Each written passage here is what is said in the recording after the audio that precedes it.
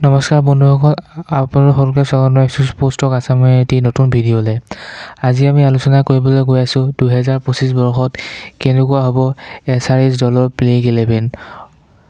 SRH দল যোৱা বছৰ ফাইনেলিষ্ট আছিল। তেওঁলোকে IPL ফাইনেল খেলিছিল, ট্ৰফি জিকিব নোৱাৰিলে, কিন্তু তেওঁলোকৰ প্লেইং 11 যথেষ্ট শক্তিশালী আছে। যোৱা বছৰ তেওঁলোকে বেটিং কৰি প্ৰায় 300 ওচৰা-ওচৰি ৰান তেওঁলোকে কৰিছিল, আৰু এবছৰো তেওঁলোকৰ প্লেইং 11 কেনেকুৱা হয় চাওঁ আহক।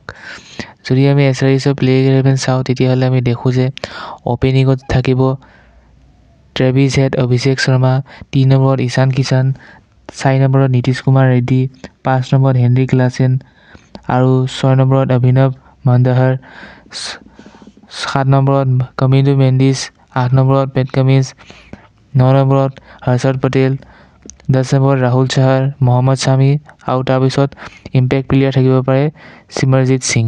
গতিকে SRH দলৰ প্লেইং 11 যথেষ্ট শক্তিশালী দেখা গৈছে। যোৱা বছৰো তেওঁলোকৰ প্লেইং 11 এইদৰে আছিল, যথেষ্ট শক্তিশালী, আৰু এইবছৰো যথেষ্ট শক্তিশালী। গতিকে এই দলটি এইবাৰ প্লে অফত যাব বুলি ক'ব পাৰি, টপ 4ত থাকিব।